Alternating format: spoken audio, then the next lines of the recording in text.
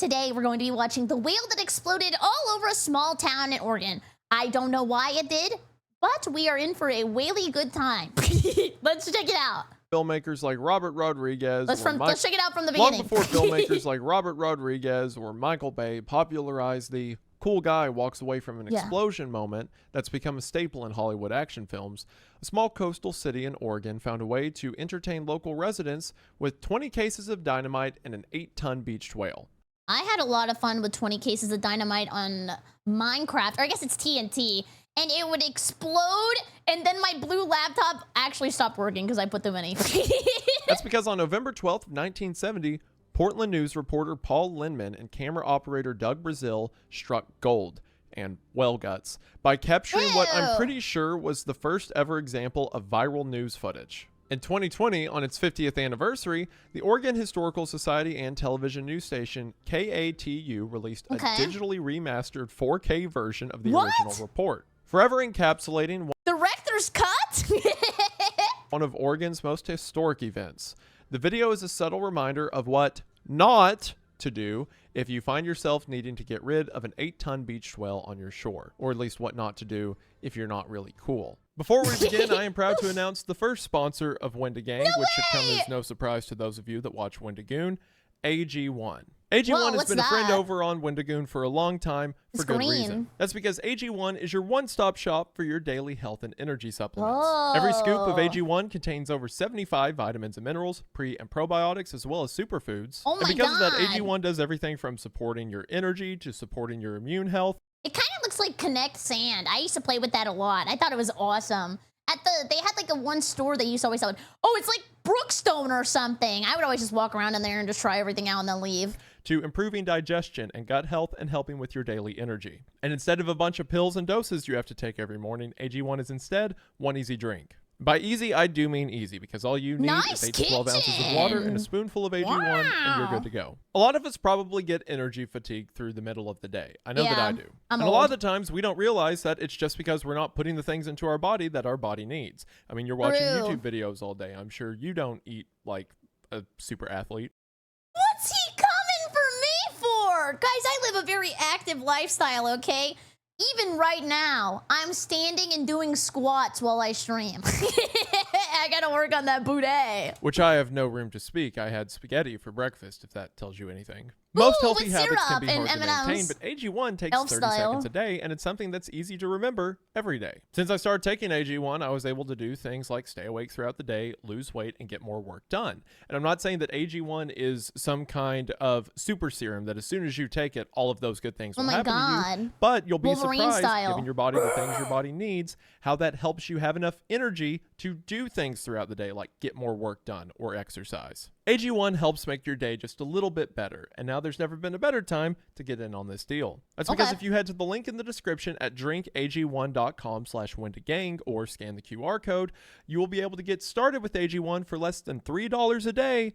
I used to hate the color green, by the way. I thought the color green was the worst color in the entire world. But now, I kind of like it. I don't know. It's cute. It reminds me of plants. When you subscribe. Maybe I'm in like my on top vegan of that, era. You'll also get $76 worth of free extras when you subscribe, including 5 days worth of AG1 in their convenient travel packs, a shaker bottle, a bottle of vitamin D3, I still don't like green hair though. and a or metal maybe that canister. one girl Everything you need to get started. One Punch Again, Man, head to she's kind of cute. drinkag1.com/Wendigang or scan the QR code to get in on this incredible offer today. Thank you all for watching the ad. Thank you to AG1 for being the channel's first sponsor. It really does mean the most. Hope you all check them out at the description. Yeah, that's so lucky. Oh, my favorite color is red. We're going to go ahead and get into the exploding whale of Portland, Oregon. But as always, thank you for watching. So context. 3 days earlier, on November 9th, a 45-foot sperm whale washed ashore on a beach in Florence, located on Oregon's central coast. Deceased whales usually end up on the ocean floor after scavengers like sharks and seabirds have had their fill. While there's no definitive reason why whales and dolphins strand themselves on beaches, factors such as changes in climate and feeding patterns, as well as man-made sonar, have all been offered as explanations. I don't know. Maybe they were in like a toxic League of Legends lobby. They just ended it. But for the whale that washed ashore in Florence, what started as a local curiosity turned into a public nuisance and a potential health hazard. As residents, it's so funny that they were worried about it being a health hazard now, but not in a minute. as residents could no longer stand the awful smell. Keep in mind, the whale had been long dead for whatever reason. There was no concern about saving the whale. It was just, now we have this giant rotting corpse on the beach. What should we do? Demanding state intervention, the Oregon State Highway Division, which today is known as the Oregon Department of Transportation, was tasked with getting rid of the carcass. Other than the fact that both highways and whales are large, astute observation, I know, and the phrase beaches are the highways of the ocean exists, which I'm pretty sure I saw on a t-shirt somewhere. The department's jurisdiction included the state's beaches, which is why ODOT was responsible for the removal. What a giant task. Imagine someone comes up to you and they go, we kind of have a whaley big problem. What's wrong? I just told you, we have a whaley big problem. Get rid of it. And also, because I didn't check, but I'm willing to bet that Oregon does not have a dead whale recovery department. So the multi-ton carcass was thrown into the Department of Transportation's lap. So yeah, the Department of Transportation, who is probably responsible for moving dead deer off the road, or at worst, an occasional moose, had to find a way to get rid of a gigantic whale that was on a beach. I never thought about that before, but there's probably a lot of people who hit deer, right? They just kind of come out of nowhere and then they just go, Pah! That seems super dangerous. And then what do they do with the deer carcass? Maybe someone comes up and makes some jerky. I don't know. There's not really any deer where I live. I live in Florida. It's just kind of like flat and nothing. Like in the movie Armageddon, how NASA's plan is to send a group of like blue collar oil drillers into space to destroy an asteroid the size of Texas because I think the reasoning was like the oil workers would know how the drills worked or something. But why wouldn't they train the astronauts to do that? I don't know. It'd be way harder to train someone to be an astronaut than how to work the explosive or whatever they were putting on there. What scenario would NASA get oil work in? To be fair, NASA employed me for child labor when I was a kid. What they did is they came to our school, and I was in like a sewing class because I was learning how to make cosplay. And they gave us a bunch of materials, and they said, can you guys make like these Velcro organizers for the wall? I grew up in Houston. And we just sat there and we sewed for NASA, and then they took our work and they brought it to space. But the scary thing about sewing for NASA is the fabric was really, really, really expensive. It was like $2,000 a yard. Anyway, officials initially debated burning the whale or chopping it up into smaller pieces. Burying the whale was briefly considered, but if the ocean washed the sand away, they'd be back at square one. And they also probably couldn't bury it deep enough to hide the smell. So George Thornton, an assistant district highway engineer, asked around to see if anyone wanted a whale. Quote from him, "We were trying to find if a rendering plant would want the thing to make fertilizer." Don't they make like perfume or something out of whale sack? Like Coral number 5 or something, lipstick? I don't know. This seems like you make like paint or the perfume enhancer. I'm pretty sure we saw that in an internet historian video. But we didn't find the vomit, yeah. It's also very funny to imagine that someone comes up to you. It's like, I'm with the Department of Transportation. Would you like a dead whale? Gosh, could you imagine how awful that would smell, just like transporting that thing down the highway and then like dumping it off and then using it over time? Ugh. Sadly, this was before the time of Facebook Marketplace. Then you could have just listed it as for free, you know, your own transportation required. Is Facebook Marketplace actually nice? I had to get rid of Facebook because I was tired of seeing everybody's opinions that I knew in real life. At least on Twitter now, I can point and laugh at some person that I've never met before, but it didn't feel good when it was like my grandpa. It's decent. It's got to be better than Craigslist. Like, Craigslist is terrifying. After some heavy brainstorming, the team eventually came to the conclusion that the best move would be to treat the whale like a boulder. And after consulting with munitions experts from the United States Navy, the plan was set. They would use dynamite to blast the carcass into smaller pieces for seagulls, crabs, and other scavengers to clean up. That is such a funny escalation of events. Like, well, we, tried to bury it and then that didn't work. So we tried to use it for fertilizer, but that didn't work either. So now we're talking to the Navy and we have dynamite. 20 cases of Hercules brand dynamite were brought in and planted by the department's demolition experts, whose main job was, in fact, to remove boulders that fell on the highway. This kind of reminds me of, I think it's in Alaska, or maybe it's Russia, but I feel like it's Alaska. Probably Alaska. There are members of the highway department who have artillery, because sometimes the snowfall can get so intense and the snowpack so deep, there's no way to clear roads with standard equipment. They said it was near Yellowstone National Park. I've said this before, but Yellowstone terrified me as a child and probably a little bit now, because they always tell you that one day it's just gonna explode and everybody in like a giant radius is gonna die. And I would get really, really scared. Even now I'm kind of thinking about it. Yeah, it's not looking good. So you have to hit it with artillery to break up the snow, cool, or like cause any avalanches in a safe condition before it happens when cars are trying to drive down the road. So yeah, there's a part in the United States where the Department of Transportation has like anti-aircraft capabilities. Thornton, who had worked for the Oregon Department of Transportation from 1947 until his retirement in 1984, later said in a newsletter that the job fell to him because his colleagues had conveniently planned to go deer hunting that weekend. He was quoted as saying, "To be fair, they had plans to go, but this thing made them all the more anxious to go." Maybe I'm a freak. If they said, hey, we have to explode a whale, I am first in line. I do not care. I have to see this happen. That's such a funny situation to get stuck with at work, especially when you signed up for, you know, road stuff, and now you have to blow up a whale. For Florence, November 12th, 1970 must have felt like the 4th of July, because nearly 100 spectators, some coming all the way from Eugene, 60 miles away, watched eagerly from the sand dunes. According to the Eugene Register Guard, quote, "One woman onlooker suggested the highway division should wait until Monday to blow up the whale. That way," she reasoned, "the people who come to the beach for the weekend could have an opportunity to see it." But if they waited till Monday, then the people who are there for the weekend wouldn't see it. Unless she means if they want to see the rotting whale. Yeah, maybe they want to see like the body, but they don't want to see the body go boom, boom, pow.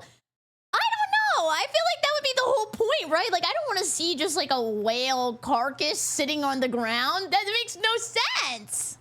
But they could come see that anytime. Yeah. Whatever. And look, I know this may sound harsh. Extended weekend. Whales are such beautiful, you know, majestic creatures of the sea. It's so sad that people would want to see the carnage of one. But the whale's dead. Yeah. Very sad. He's already dead. Nothing we could do. You know, rest in peace. And it's been there No, he's going to rest in pieces, probably. a while, and we need to get rid of it. And then, you know, the powers, not me, wasn't my idea, but the powers that be have said that dynamite is the best solution. You know what? In that case, who am I to argue or judge, right? And if you heard, don't act like you're better than me. If you heard that within 15 minutes of your house, the Department of Transportation is going to blow up a whale with a lot of dynamite. I'm going. With the help of the Navy. Raise your hand if you're going. Don't you dare tell me. Do not look at me and lie and say you would not be there. Show it up. When I was in high school, there was a small apartment building in my hometown that caught on fire. And no one died in it. Everyone evacuated and stuff. But the building caught on fire. And I remember I didn't know about the fire until I saw a bunch of cars parked on the side of the road and didn't know what they were parked for. And then when I look over to see, I see the apartment buildings on fire and people just... Oh, they do that too with like, they plan like big explosions when they like blow up the buildings, and then people show up for that too, right? I think they just did something like that in New Orleans with the giant building that was there, and then they have like a barricade and everybody stands behind it and watches the demolition. But that seems a little bit more scary to me because I wouldn't want shards of like glass hitting me in the face. It seems kind of scary. Just standing around with phones recording it. If you see a train wreck or a building on fire, you're going to look. If there is a sanctioned well explosion by the state, that's where I'm at. A total of 1 hour and 45 minutes were spent preparing and placing the dynamite on the backside of the whale. The idea was that the explosion should send the carcass towards the ocean. That is not how explosives will work on something that weighs this much and is fleshy. You're not pushing it anywhere. You'll rip it apart right there, and maybe pieces will go that direction. Oh my God. In the original news story, reporter Lindman asked Thornton for his final observation before the explosion. Well, I'm confident that it'll work. The only thing is we're not sure just exactly how much explosives it'll take to disintegrate this thing so the scavengers, seagulls, and crabs and whatnot can clean it up. Thornton's laid-back posture with his hand in his pocket doesn't exactly inspire confidence, but in his now give him a skateboard, then I'll be like, oh, never mind, he's just radical. defense, he has done nothing like this in his entire career. Yeah, that's did a big not sign up task. for this, has zero training, and will certainly never do something like this again. You know how sometimes we send like capsules into space We do? or to the moon? That way, I mean, if, we like, do. an Yeah, alien we do. civilization ever finds it, they can. What are we putting in the capsule? I'm thinking instant mac and cheese. You know, everybody loves mac and cheese. What else does everybody love? Definitely not a La Boo Boo. I think those things are ugly. And I do not care if 5 people just went, unsubscribe. They're disgusting. I hate La Boo Boos. They're so gross. Mountain Dew, great. Yes, I agree. Not my internet search history. Leave that out of there. See what life is like on Earth. I think we should just send this video by itself. True. The dynamite was buried primarily on the leeward side of the big mammal, so as most of the remains would be blown toward the sea. About 75 bystanders, most of them residents who had first found the whale to be an object of curiosity. Okay, that's a little close, okay? That is the splash zone. Shamu is about to squirt all over these people. Go back! Before they tired of its smell, were moved back a quarter of a mile away. Also, I really love this elderly couple. They're who, close. Like, took a little date on the beach to watch the whale blow up. If this isn't me and my wife in 50 years, I don't want her. So as you see in the video, while the team was setting up the dynamite, a sheriff's deputy in a green army helmet moved the groups of onlookers back a quarter mile south of the whale, they need to where they move. could watch safely from the sand dunes. Which a quarter mile's like 1,200 feet. So like, safely for the 70s, I'd say. See, they thought a quarter mile would be Hardcore enough, in the but as 70s. it turns out, that wasn't nearly enough. Maybe enough to protect them from the explosive blast, but not everything the blast would encourage. What started with cheers and awe soon turned into the panicked realization of what was happening, as huge chunks of whale carcass flew in every direction. Spectators screamed and ran for cover, blasted with flecks of blubber, blood, guts, and skin. It's raining blood. Everybody get your hands up. Oh!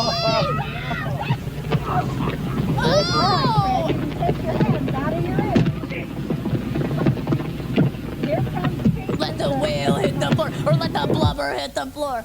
Our camera stopped rolling immediately after the blast. The humor of the entire situation suddenly gave way to a run for survival as huge chunks of whale blubber fell everywhere. Paul Lindman said it best when he said, "The blast blasted blubber beyond all believable bounds." This is a tongue twister. The blast blasted blubber beyond all believable bounds. While thankfully no one was injured, a huge 3-foot-long piece of whale crashed down on the vehicle of businessman Walter Umenhofer. Umenhofer?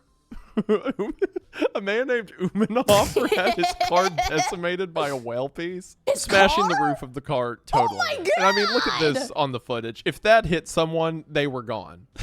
And I swear, I'm not making this up, okay? Apparently, you know he's gonna call insurance and be like, "Oh yeah, sorry, we don't cover whale parts. You're gonna have to get a move on." Walter Umenhofer bought the car in Springfield just a few days before the explosion. What? With the car being advertised as, quote, a whale of a sale. Hey, no way! He put it to the test. It's like when he bought that car, that piece of the whale was just targeted in on him. The joke was too good to pass up. Umenhofer was also an ammunitions expert in the Army, so he went down to the ODOT crew on the beach and explained to them that they were doing everything wrong and using way too much explosives. Umenhofer went up to the DOT and said, quote, "You know, this isn't like I just had a shirt fall out of my closet, but it fell down like out, and for a second I thought someone dropped down from the attic." That was the scariest. Oh my gosh, the whale heard me. I'm sorry. Umenhofer told the DOT, quote, "You know, this isn't like rocks and pavement and stuff. This is flesh. It's a totally different kind of density. Yeah. And you're talking about sand underneath it." Which, yeah, he's right. The ODOT workers clearly had no idea what they were doing. How would that work with the sand? Would it like absorb some of the impact and then make it go more up in the air? I don't know. I'm not a scientist. I'm a VTuber. I didn't even graduate college. What the hell do I know? The hard hat highway worker removed the blubber from his destroyed car with a shovel. Ubenhofer said he was thinking to himself, my insurance company is never going to believe this. Well, thankfully for him, it was documented on the news and for us now to laugh at. You know, Ubenhofer had to be doing some self-reflection after this. He buys a car. That's a whale of a sale. And then he's like, oh, I'm going to go see the explosion. And he walks down the beach and he's like, you know, you guys are doing this wrong, right? And they're like, get out of here. Like, okay. And then he just sees the explosion. He's backseating the explosion. And he just watches the beast land straight on his car. Oh. Fortunately for him, the businessman filed a claim with the state's insurance company instead of his own for the damages to his car. Oh, good. They paid him in full, and he bought another car, which, according to the best information we could find, was not destroyed by flying pieces of a deceased underwater mammal.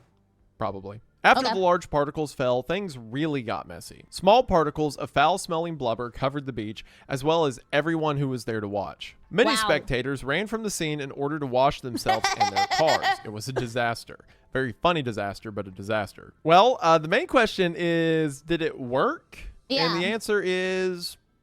kinda. I mean, the dynamite went off. I'll take a kinda. So it worked. Good job. Earlier in the day, Thornton had expressed hesitation on whether or not this would be a multi-day job or if the dynamite would do most of the heavy lifting. Is there any chance it might be more than a one-day job?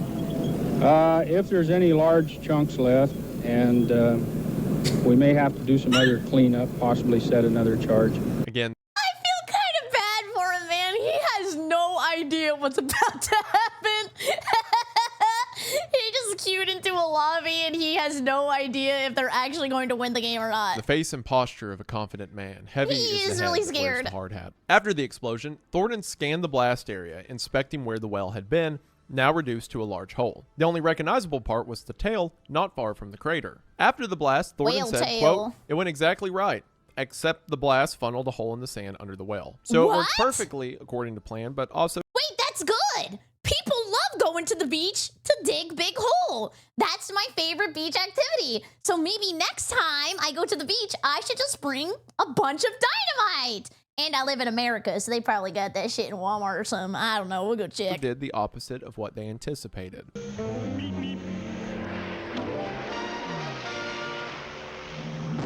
Makes sense to me. Sounds like a very government answer. So yeah, the plan did not, in fact, go according to plan. And what actually happened was that instead of sending the whale bits towards the ocean, the explosion sent everything away from the water directly towards the parking lot full of onlookers.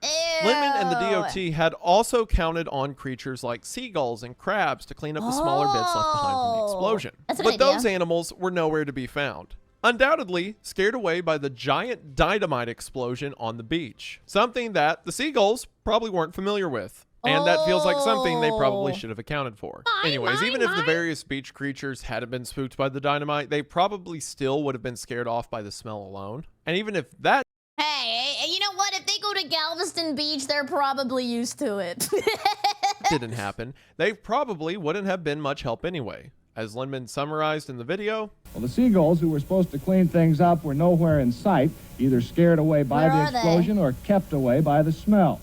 That didn't really matter. The remaining chunks were of such a size that no respectable seagull would attempt to tackle anyway. Thornton and his crew buried the remaining large pieces of whale with a bulldozer, and thus a new policy was instilled going forward.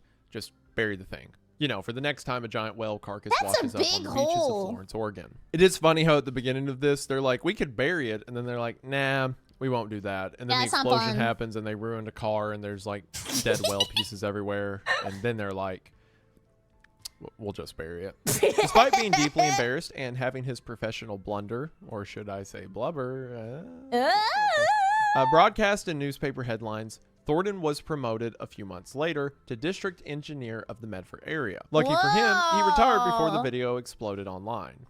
Exploded. No pun intended. Yeah. Okay. Years later, when Linman asked Thornton for an interview to reflect on the event, Thornton declined, stating, quote, every time I talk to the press, it seems to blow up in my face. Okay, he did that one. The blow up pun was on him that time. I'm innocent. And I mean, in his defense, like, sure, it was dumb to blow it up and people were standing way too close and it was reckless. But again, he worked for the Department of Transportation. He got left alone on the job. Yeah. And then the Navy said they had dynamite. Okay. Or the we Navy. would have all done the same thing. Be honest. Be honest. We all would have just blown that whale up to smithereens. Corresponded and said, yeah, dynamite's a good idea. And they got the dynamite. He never had to do anything like this again. This was outside of his purview. I don't know why it got landed on him. A relic of the time, so Hopefully to speak. it didn't. Since That would the hurt. internet didn't exist in 1970, how did this story, which had been forgotten by most Oregonians, Oregonians, Oregonians, Origami, Oregoners,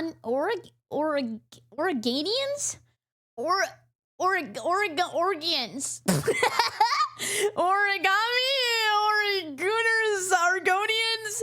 I love the Oregonians. oreganos. I like that. Mostly forgotten by oreganos by now, became a pioneer for other viral videos. Well, that's all thanks to a man named Dave Berry. What?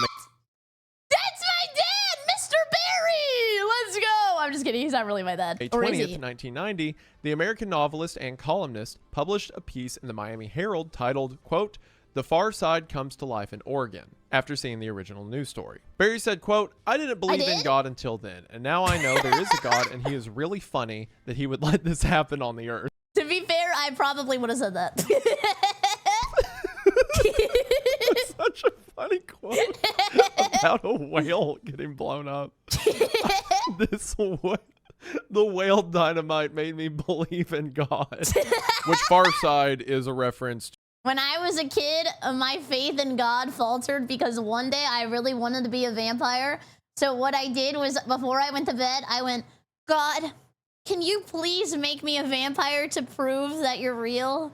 And I woke up and I wasn't a vampire and I went, "What the hell, man? I guess I'll ask Santa." To a single comic panel that ran in like the mid-90s. Ask your parents about it. Barry's column, along with Lindman's video, was circulated on a dial-up bulletin board system, or BBS, which predated the wide public access of the internet. Ed Shopes, who was the public affairs coordinator for the ODOT in 1990, received calls from reporters from all over the country, including the Wall Street Journal, and even the television game show Jeopardy, thinking that the explosion happened recently, as there was no timestamp on the news footage on the BBS. Which I don't know how you look at that footage and think it's from the 90s, but whatever. It just showed up online, or in the earliest versions of online. I guess everyone that saw it thought it had to be recent, because if it was old, surely they'd have heard about it. In an interview with Brazil to commemorate the 50th anniversary... I want to come to Brazil. I love Brazil. The publication Brazil. I thought it was like the country of Brazil wanted to know about the whale. In an interview with Brazil for the 50th anniversary, he revealed that the story almost never made it to air. After wrapping up filming in Florence, Lindman and Brazil flew to Portland under the assumption that the other had packed the film magazine for their cameras. Or no, Brazil was the name of the guy he was with. My bad. Yeah, you're good, you're good. It's still funny to imagine that, like... The country of Brazil was invested with the whale. After wrapping up filming in Florence, Lindman and Brazil flew to Portland under the assumption that the other had packed the film magazine from their cameras. Upon landing, they realized not only that neither had brought the film, they had accidentally left it in the rental car that they took on their trip. Lucky for them, one of the car's rental employees had a relative who was moving up to Portland, so Brazil and Lindman drove down the I-5 highway to meet them halfway, securing the footage and getting it back to the station in time to air on KATU. So if it wasn't from this relative of someone that worked at the rental place that they left the footage in, we would never know about this. Think of all the exploding whales you've never heard of. From there, the exploding whale in Oregon made its way into popular culture, and the rest became history. Local minor league baseball team, the Eugene Emeralds, changed their name to... Oh my God, look at their big feet in the logo. Of course they were looking for a change. They didn't want Gooners. To the Exploding Whales. What? For That's 4 real? games in the 2023 season. Their intention was to show Oregon pride and bring awareness to climate change and whale migration patterns. And it also just raises awareness of what not to do when a dead whale washes on shore. Oh my gosh, look at their mascot. Oh wait, that is so much cuter. Does he not look adorable? Wow. So cool. I like that one better. It's an angry whale holding dynamite. No, he's not angry. He's cheeky. He's like, is it gonna explode? Maybe now. That is awesome. This is great. They need to change. I think they're the emeralds again. They need to go back. They have to go back to the Eugene exploding wells. That's perfect. An episode of The Simpsons titled "The Squirt and the Well" parodied the incident. He's huge. All right, back up, everybody. Oh, but not too much. You are definitely going to want to see this. As well as Reno 911 Miami. Oh, no! Wow! Jesus! Oh my God! Today, Florence residents have embraced the event with proud affection. Many small business owners have used the exploding well story as a marketing tool to distinguish Florence from other Oregon cities. Terry Abeda and her fiance own the Exploding Well Beach Camp. Why they got him hooked up like Slinky Dog? He's popping out. Guests from all over the world come to visit with them. Pieces of that well skeleton were donated to the Siuslaw Pioneer Museum over 2 decades ago, and the huge chunks of bone are proudly displayed with other, much older, pieces of Oregon's history. In 2019, Florence residents voted to name a new park near the Siuslaw. My God! Put down the eyeliner, Hot Topic Princess! Holy crap! That is a lot of mascara and eyeliner. River as the Exploding Whale Memorial Park. A recent mayoral proclamation deemed November as the month to memorialize the exploding whale. Even local brewery, homegrown public house, and brewery. Oh, hell nah. Please don't put pieces of the whale in my beer. That's all I have left as an American is my beer. It better not have whale piss in there. Brewery have a beer called the Exploding Whale Pale Ale. Never mind. This is Which, nice. like, yeah, it was a dumb decision back in the 70s, but it makes me so happy that everyone can have fun with it. Like, unanimously across the board, from the mayor to the museums to the baseball team. Everyone's like, yeah, we've got to embrace the exploding whale thing. And in research for this video, we came across a lot of other stories of exploding whales, some you may have heard of. Not from 20 boxes of dynamite, mind you, but from natural causes. For example, in Taiwan in 2004, scientists wanted to study the remains of a 56-foot-long sperm whale that had washed ashore and needed to transport it back to their facilities. That's big. Before you get too sad about this whale, it was believed that the whale was old and near death when it washed ashore. So, you know, it went peacefully in its sleep. We should all hope to be so lucky. Me next. Apparently, researchers at the National Ching Kung University in Tainan City believed enough of the whale remained for marine biologists to be able to successfully examine it. But because of its size, it took crew members over 13 hours, 50 workers, and 3 lifting cranes to lift the 60-ton mammal onto a trailer for its trip back to the preservation. I could have lifted that thing up by myself. Look at this.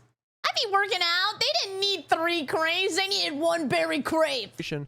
With over 600 spectators braving cold weather to watch. There was local. Is that blood all over the floor? Ew!